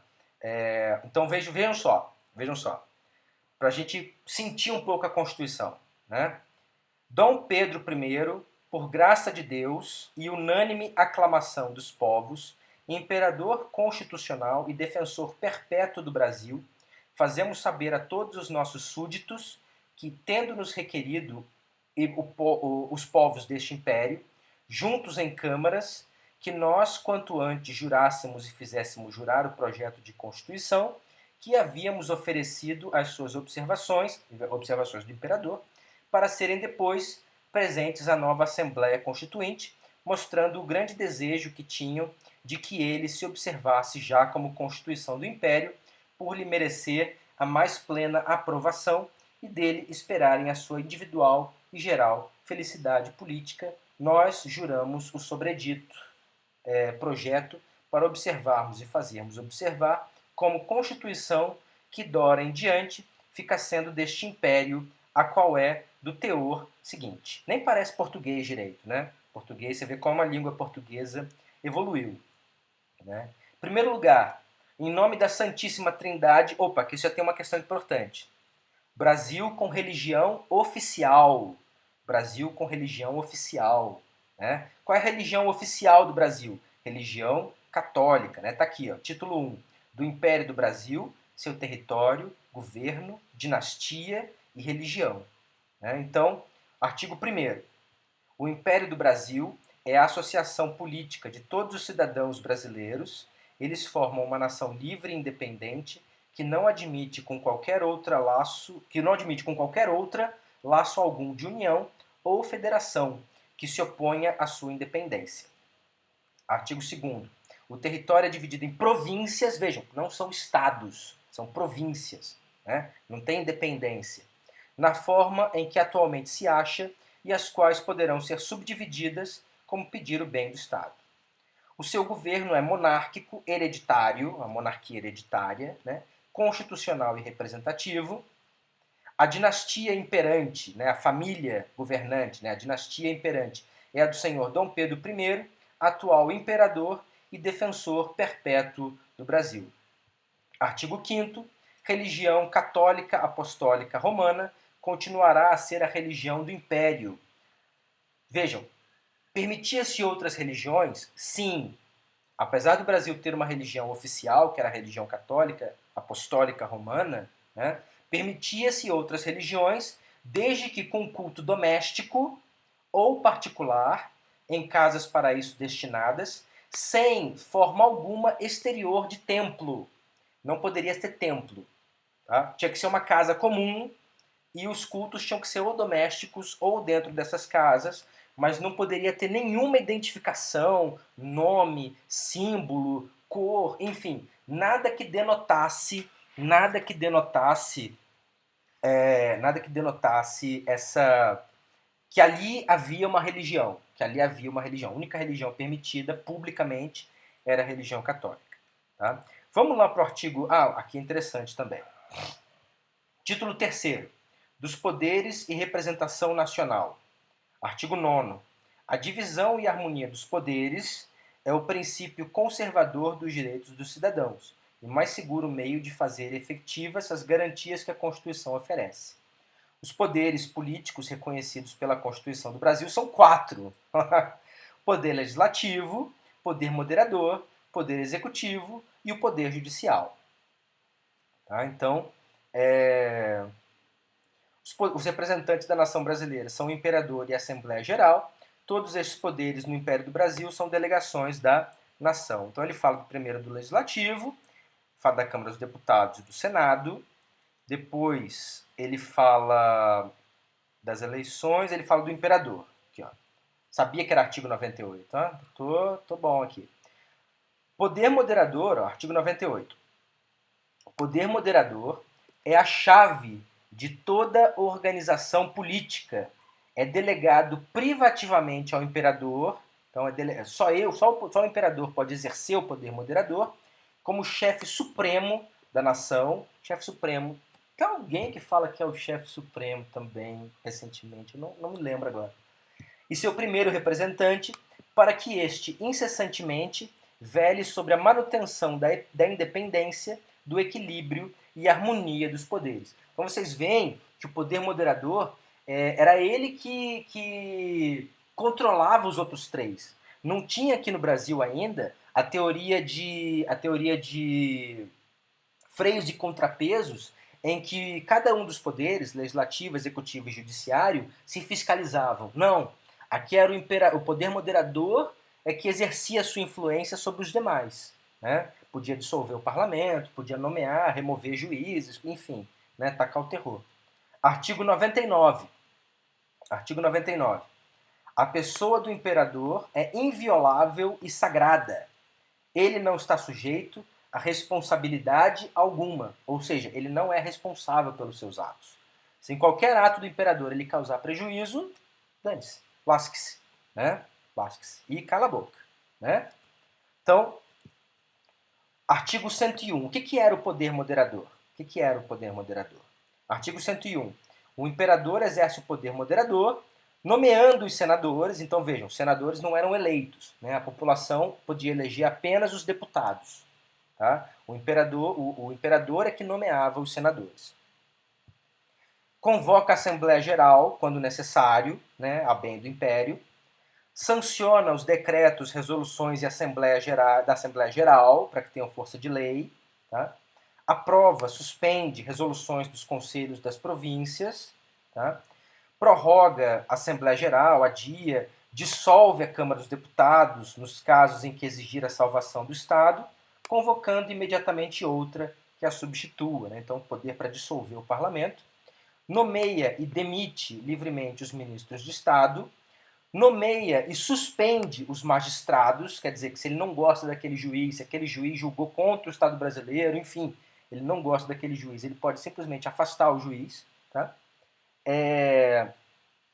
Perdoa e modera penas impostas aos réus condenados por sentença. Significa dizer que se alguém foi condenado, essa pessoa, né, essa pessoa desde que brasileira, tem poder de ser ouvido pelo imperador, e o imperador pode perdoar o débito, né, perdoar a pena, ou diminuir ou até aumentar a pena, né, e concede anistia em caso urgente, que assim aconselhem a humanidade e bem do Estado. Então, basicamente, para você entender, isso é poder moderador. Essa é, né, a Constituição Brasileira, de 1824. Agora, é uma questão interessante, né? Direitos e garantias individuais estão aonde nessa Constituição, gente? Na nossa Constituição atual, de 88, os direitos e garantias fundamentais começam no artigo 5º, né? No artigo 5º, artigo 6º, 7º, 8º, vocês vão estudar tudo comigo semestre que vem, né? Ou semestre que vem ou no outro, não sei. Mas acredito que semestre que vem. Semestre que vem, isso, desculpa, semestre que vem. Então elas começam no artigo 5º, 6º, vão até o artigo 14, né? E aqui nessa Constituição, eles estão aonde? Gente, os direitos e garantias fundamentais, que na nossa Constituição é enorme, são enormes, né? É uma das maiores partes da Constituição. Aqui na Constituição de 1824, fica no último artigo. Tá? Direitos e garantias dos indivíduos, né? Fica do 173 e o maior deles, né, o que fala maior coisas, é o último. É o 179. Tá? Então, quer dizer, depois que a Constituição fala de tudo, depois que a Constituição regula o Estado brasileiro, ela vem para a última coisa, né? Ela vem para a última coisa, aquilo que ela considerava menos importante, que são os direitos e garantias dos cidadãos brasileiros, né? Direito de assembleia, direito de propriedade, etc e tal, né? Enfim, direitos e garantias, né? Os direitos fundamentais do povo brasileiro são estabelecidos então no finzinho, né? No finzinho da Constituição. Vamos voltar? Vamos voltar. Então, imperador com poderes de dissolver o parlamento, nomear e destituir, né, juízes, teoria da irresponsabilidade, artigo 99. Escravidão, né, a Constituição de 1824 mantém a escravidão, então o escravo ainda é propriedade, né, do seu senhor, ainda é propriedade do senhor escravocrata. Né, então nós temos uma sociedade em 1824, uma sociedade ainda escravocrata, lembrando que o Brasil é o último país do mundo a abolir a escravidão, muito mais por pressão externa do que qualquer outra coisa. Né? Então, nós ainda tínhamos, em 1822, escravidão fazia parte do Império Brasileiro. Tinha uma religião oficial, que era a religião católica. Né? A religião católica. Gente, por que o Brasil tinha religião oficial? Por que o Brasil tinha religião oficial? Vou explicar. O Brasil tinha religião oficial por alguns motivos. Primeiro, talvez o mais importante, era... Acho que são dois motivos, né? Primeiro, a Igreja Católica ainda tinha, né, um poderio muito grande no mundo, ainda exercia uma influência muito grande no mundo, e a Península Ibérica, com uma forte tradição católica, e a população brasileira, descendente, né, de ibéricos, descendente de portugueses, no seu grande maior número, né, conservaram essa tradição católica e respeitavam muito o poderio, o manejo do poder da Igreja Católica. Tá? Outro motivo muito importante. O Estado brasileiro, o Império brasileiro, dependia de instituições católicas. Dependia. Tá? Então, o Estado brasileiro precisava de instituições da Igreja Católica para algumas coisas. Exemplo. Tinha certidão de nascimento? Não. Como é que eu sei que alguém nasceu? Certidão de batismo. A Igreja Católica controlava quem nasceu. Os arquivos da Igreja Católica controlavam quem nasceu, quem morreu. Quem morreu? Tinha certidão de óbito? Não. Você tinha que ver a declaração de extrema-unção ou da missa de sétimo dia. Né? E aí você ficava sabendo quem morreu. E quem casou? Né? Você tinha lá os proclames do casamento lá na igreja, etc. E aí você sabia quem era casado. E onde as pessoas moram? E o endereço das pessoas? Será que eu rastreava pelo CPF? Não. As pessoas eram registradas nas suas paróquias. Então o padre, né, quando você se muda para um local, acho que tem gente que... Eu particularmente não sou católico, então, mas eu escuto dizer que tem gente que faz isso até hoje. Né? Quando se muda para um local, vai até a igreja da paróquia, vai lá, fala com o padre, se registra na paróquia. Eu não sei se ainda é assim. Mas em 1824, né, naquela época, era assim. A pessoa, então, a igreja, né, o padre, ele tinha controle da população que morava ali naquela paróquia. Quem morava, aonde aquela pessoa morava, né, se era casado, se não era, se tinha filho, se não tinha. Né? Quem fazia esse controle, esse censo da população? A igreja. Tá? A igreja. Então, por isso que a Igreja Católica era tão importante no Brasil. São dois motivos. Né? Primeiro, pela tradição majoritariamente católica do brasileiro, né? Espelhada nos ibéricos, na tradição ibérica, né? E nessa necessidade institucional que o Brasil tinha pelo controle que a Igreja Católica tinha da população brasileira. Quem morreu, quem está vivo, quem nasceu, quem casou, onde é que mora, enfim. né? Tá? Só que não era... Tinha algumas questões, né? Por quê? Porque o chefe da Igreja Católica no Brasil não era um bispo, não era um arcebispo, não era um cardeal. O chefe da Igreja Católica no Brasil era, claro, o imperador, né? O imperador. O chefe do imperador no Brasil era, o chefe da Igreja Católica no Brasil era o imperador. O imperador tinha poderes, né, sobre o Papa, inclusive. Quem nomeava bispos no Brasil? O imperador. A bula papal, né, os documentos papais elaborados pelo Papa lá no Vaticano, só valiam no Brasil se o imperador aprovasse. E mais, né? Quem é que remunerava os padres? Quem é que remunerava a Igreja Católica no Brasil? O imperador. Então, os padres, os cardeais, os bispos, etc., as dioceses, elas eram mantidas não com dinheiro que vinha do Vaticano, mas com dinheiro que vinha, claro, dos fiéis, né? E do imperador. Do imperador. Tá? Então era ele que provinha, né, com dinheiro público, as dioceses. Tá? E como eu disse, né, como eu mostrei, as garantias individuais, né, a parte que eu particularmente julgo, talvez uma das coisas mais importantes numa Constituição, vinha lá nos últimos 6 artigos, a parte mais importante, no último artigo da Constituição. Né? É quase um contrassenso. Né? É uma das coisas mais importantes que a Constituição precisa fazer, que é garantir direitos fundamentais dos indivíduos, né? A Constituição de 1824 deixa isso lá para o final. Né? Depois que ela fez tudo que era importante, esqueci disso aqui, né? Ele vai e coloca os direitos e garantias fundamentais. Depois vocês deem uma lidinha na Constituição. Não é uma Constituição grande, não é uma Constituição grande. Né? Hoje nós temos nossa Constituição com 250 artigos, mas é uma Constituição gigantesca, né? Uma Constituição enorme, muito maior, várias vezes maior que a Constituição de 1824. Então dá para ler tranquilamente, mas pelo menos aquele iniciozinho, né, aquela primeiro início, aquela parte do poder moderador, artigo 98 em diante, né, e os direitos e garantias fundamentais lá no fim. Tá? Basicamente é isso. Tá? Basicamente é isso.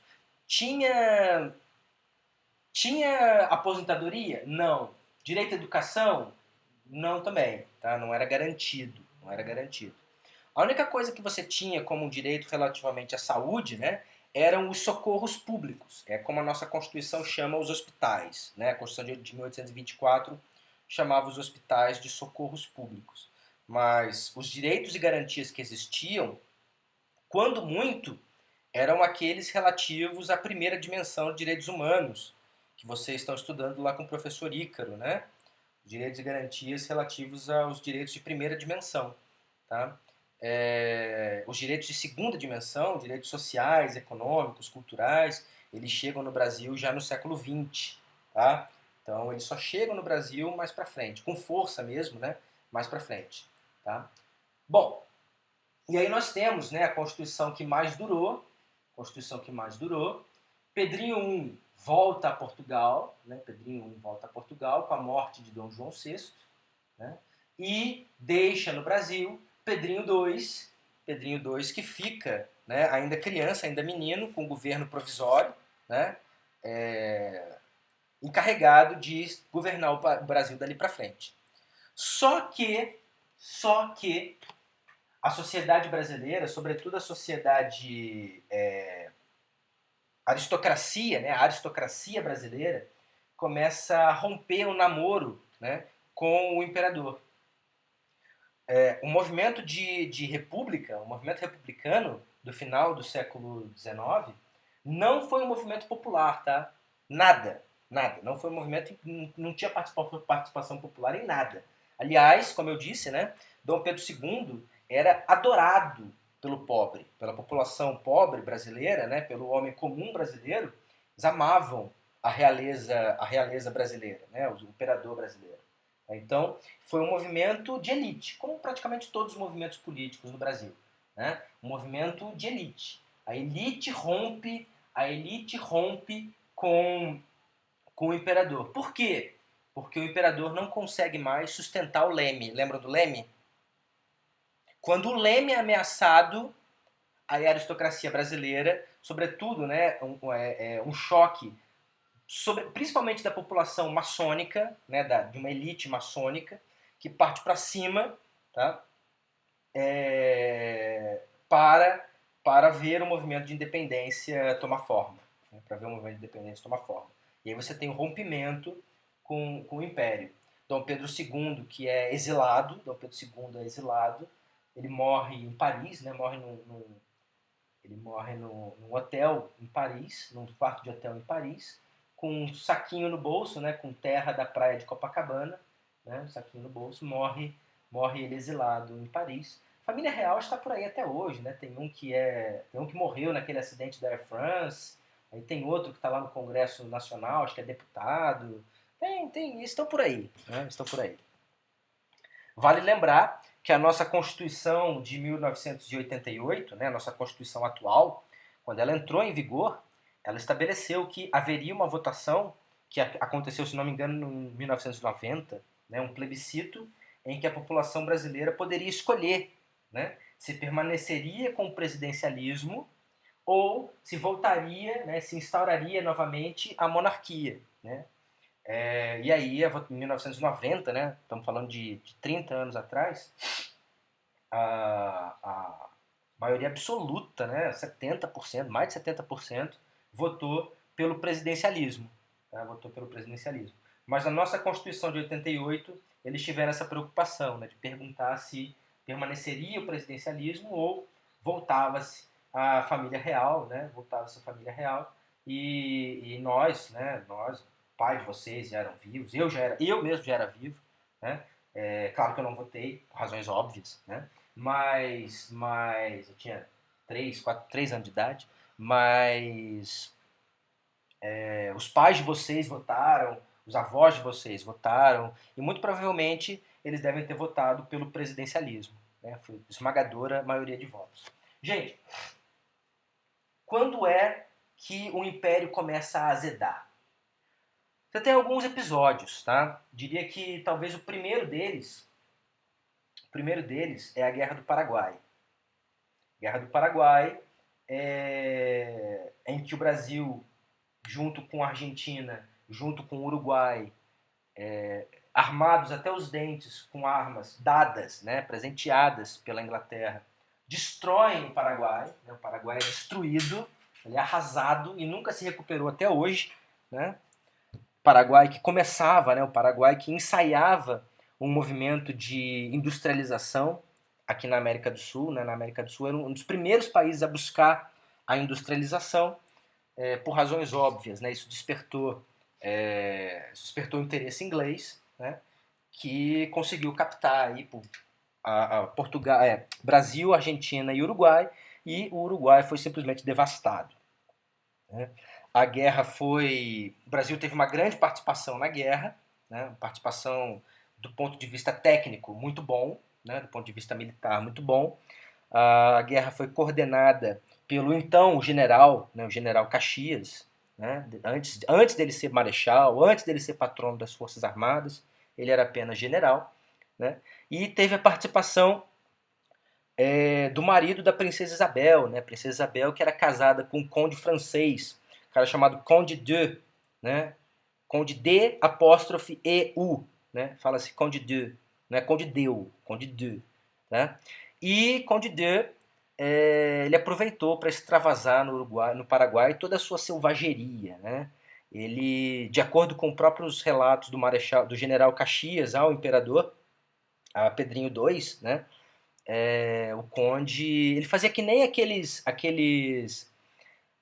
que nem o pessoal da expansão americana no oeste, sabe? Que matava os índios, aí arrancava a orelha, botava no cinto. Ele fazia isso com os paraguaios, né? O conde de, ele arrancava, cortava, né, com uma faca as orelhas dos paraguaios, e ele botava num cinto que ele tinha aqui que ele tinha no peitoral, né? Passando em diagonal pelo peito. Né? Então, o próprio Marechal Caxias dizia que era uma visão dantesca. Né? Enfim. Mas você tem uma questão muito importante, duas questões na Guerra do Paraguai.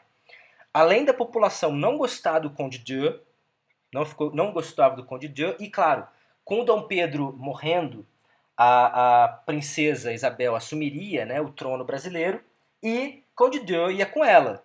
Né? Ele não seria o imperador, ele seria como que o marido que nem o marido da Elizabeth, né? O marido da rainha Elizabeth na Inglaterra não é rei, ele é príncipe, né? Ele não é rei, ele não se conforma com isso, mas ele não é rei, né? A rainha é que é ela, né? E Conde d'Eu seria a mesma coisa, mas a população não gostava da ideia, né? A população não gostava da ideia de ver a princesa Isabel governando o país ao lado do Conde d'Eu. Essa é a primeira questão. Segunda questão, os militares. Os militares que fizeram um papel até bastante bom na Guerra do Paraguai, mas eles acharam que depois da guerra eles foram deixados de lado. Eles não receberam tantas atenções quanto o alto escalão das Forças Armadas esperava. Eles se sentiram escanteados, né? E aí eles também se desgostaram, né? Passaram a desgostar do imperador. Outra questão, o imperador chamou para a Guerra do Paraguai escravos, né? E aqueles que se alistassem, voltando com vida, ganhariam liberdade, seriam alforriados. Tá? Então, muitos escravos foram, voltaram e ganharam alforria, e isso acendeu também, né, isso inflamou movimentos abolicionistas. Né? Peraí, a pessoa só ganha liberdade se ela lutar na guerra, não sei o quê, e movimentos abolicionistas no Brasil também se inflamaram. Isso, Guerra do Paraguai. De outro lado, você começa a sofrer, o imperador começa a sofrer pressão, sobretudo da Inglaterra, para abolir a escravidão, tá? Para tendências abolicionistas. Né? E aí a aristocracia brasileira, claro, rompe o namoro com o imperador. É claro que isso é feito paulatinamente, não é feito de uma hora para outra. O Estado brasileiro faz isso paulatinamente, né? Primeiro com a Lei Eusébio de Queiroz, que é a lei que proíbe o tráfico negreiro. A imposição foi feita pela Inglaterra. A Inglaterra declarou que faria o controle da costa africana e se ela encontrasse navios negreiros de qualquer país que fosse, inclusive do Brasil, ela afundaria os navios. Então, o Brasil foi como que pressionado, né? Praticamente todos os países do mundo já tinham abolido a escravidão. A mensagem da Inglaterra era diretamente para o Brasil. Né? Então, o Brasil que foi obrigado, né, a aceitar, a engolir, né, a Lei Eusébio de Queiroz, lei que aboliu, então, proibiu o tráfico negreiro, então proibido o Brasil, né, proibido aquele comércio, né, de brasileiros que traziam escravos da África para o Brasil. É claro que isso continuou acontecendo, apesar de ser proibido, né? E um dos locais onde isso acontecia era lá, eu acho que em Pernambuco, né? Pernambuco você tem o Porto de Galinhas, né? Porto de Galinhas tem esse nome para disfarçar, né? Na verdade, eram navios negreiros que eram disfarçados, né? E dizia-se que ali descarregavam galinhas, descarregava nada, né? Na verdade, descarregava ali escravos que vinham do continente africano. Comércio muito rentável, comércio que dava muito dinheiro, né? Um escravo é caríssimo, é uma propriedade caríssima. Então, as pessoas que ganhavam mundos e fundos com essa prática, claro, não iam largar de uma hora para outra. Depois, a lei do ventre livre, né? A lei do ventre livre mantinha os escravos que já existiam, mas estabelecia que novos negros nascidos no Brasil, né? Ou melhor, pretos, né? O correto, pretos, pessoa preta, né? Não é negro, nascidos no Brasil, seriam considerados livres, não poderiam ser escravizados. Né? Então, nasceu filho de uma escrava, mas você já é livre. Né? Você já é livre. Então, você tinha uma criança, né? Uma criança, filha de pais escravos, mas ela era livre. Não sei muito bem o que ela ia fazer, porque não tinha escola, não tinha nada, né? Enfim. Depois, a lei do sexagenário, estabelecendo que os escravos, ao completarem 60 anos, eram obrigatoriamente alforriados, né? Então ganhavam a liberdade ao atingirem 60 anos. Se eles vivessem até tanto, né? Eu acho difícil o ciclo de vida de um escravo chegar até os 60 anos, mas, enfim, né? E por fim, né, uma data que não dá para esquecer também, né, em 1888, exatamente 100 anos antes da nossa Constituição atual, por isso que não dá para esquecer, né? Nossa Constituição é de 1988. Exatamente 100 anos antes disso, né? Princesa Isabel, dada a ausência do imperador, Princesa Isabel abolia a escravidão através da Lei Áurea no Brasil, né? E aí, quando, né, a aristocracia brasileira perde os seus escravos, quando a aristocracia brasileira perde os seus escravos, eles decidem que eles têm poder suficiente, né, que o imperador não os protege e que eles têm poder suficiente, então, para conduzir o Brasil no lugar do imperador, muito melhor do que ele mesmo. E aí é o momento em que eles rompem com o imperador e botam o imperador para fora. Né? O movimento republicano é um movimento de elite. Né?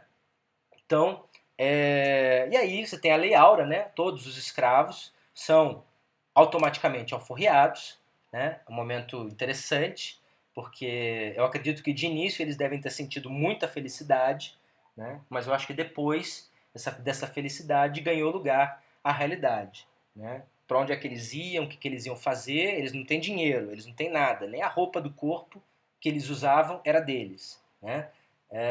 Vão para onde? Né? Muitos continuaram trabalhando como se escravos fossem, simplesmente porque não tinham para onde ir. Né? Segundo, sociedade brasileira, uma sociedade extremamente preconceituosa. Era, né? E era mais. Hoje ainda é bastante, talvez não tanto quanto era, mas ainda é bastante. Né? É claro que é um preconceito velado. Né? É um preconceito velado. Mas é um preconceito que existe e está muito claro. Né? Está muito claro. Não é um preconceito aberto, como é, por exemplo, nos Estados Unidos. Né? Os Estados Unidos ele fala abertamente, né, que eu não gosto, não sei o que, de pessoas pretas, eu não gosto de pessoas de cor. Isso é muito mais aberto. Né? Nos Estados Unidos, no Brasil isso é velado, isso é por debaixo dos panos, isso fica nas entrelinhas. Né? Enfim. Gente, e aí o que acontece? Né? A situação dos negros é uma situação peculiar, né? Porque eles, sem ter para onde ir, eles acabam se organizando em sociedades extremamente precárias, né? Em habitações extremamente precárias, chamadas de cortiço. Aliás, recomendo a leitura, né, a Luísio de Azevedo, da obra Cortiço, né, uma obra que vale a pena a leitura. Por questões sanitárias, os cortiços são derrubados. Eles são tidos como locais insalubres. Então, as forças de segurança pública entram nos cortiços, põem todo mundo para fora e derrubam os cortiços e a população fica olhando o que era sua casa. Né? E aí o que acontece? Eles vão buscar moradia aonde? Num morro. Qual é o nome desse morro, professor? O nome do morro era, né, na época, esse morro era chamado de Morro da Favela. O nome desse morro era Morro da Favela. Entendeu o que é favela? Né? Muitas coisas. Estudando história que a gente entende muita coisa, né? Essas construções que a gente vê hoje, a gente chama de favela, por quê?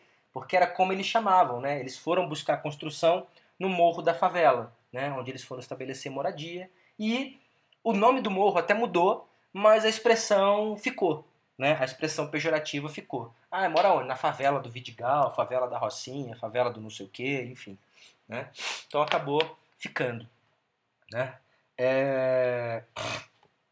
E aí você tem, então, é nesse momento, né, que você tem a República, e a República vem com o estabelecimento, né, de uma nova ótica, vem com uma ótica de embranquecimento da população. Né? A população brasileira é uma população majoritariamente miscigenada, e é até hoje. Né? E é até hoje. E a República traz, né, traz a ideia de embranquecimento da população. E aí é nesse momento que o Brasil chama, né, e começa a chamar imigrantes, né, imigrantes italianos, imigrantes alemães, ou melhor, prussianos, né, a Alemanha nem existia, imigrantes de vários países da Europa, sobretudo, sobretudo Alemanha e Itália, né, mas de vários outros locais também, né. São países que passaram por guerras mais ou menos nesse período. Né? Então você acaba tendo um fluxo muito grande de imigrantes desses países, mas além disso você tem japoneses, além disso você tem libaneses, Além disso, você tem turcos, portugueses, né? O Brasil é uma grande panela cultural, né? Mas a ideia de embranquecer a população basicamente veio com a República, né? Tanto que, eu não sei se vocês se lembram do hino da Proclamação da República, né? Mas o hino da Proclamação da República tem uma parte em que ele fala que custa crer que no Brasil houve escravidão, né? Tipo, fez parte da nossa cultura por mais de 300 anos, mas tipo, custa crer que aconteceu, né? Tipo, né? Custa crer que foi verdade, né? Fake news. Então, são algumas questões muito interessantes aí sobre a história do nosso país. Gente, hoje eu acabo aqui, uma aula longa, mas eu adoro dar aula de história, então eu me empolgo. Se vocês tiverem dúvidas, falem comigo, tá? Eu estarei online, eu estarei no chat, tá? Então, postem no fórum, postem no chat e eu estou disponível aí para tirar dúvidas, quem quiser. Semana que vem, a gente passa então para a proclamação da República e vamos estudar a nossa segunda Constituição, a Constituição de 1891, nossa última Constituição do século XIX. Não se preocupem, que depois a gente entra no século XX e vem mais 5, tá? Então não se preocupe. 6, dependendo de como você conte, né? 5 ou 6, dependendo de como você conte. Enfim, tem coisas que só o Brasil faz para você, como eu sempre digo, tá? Então, bom descanso para vocês, boa aula, espero que vocês gostem. Preparei essa aula com muito carinho para vocês. Tudo de bom, tá bom? Grande abraço.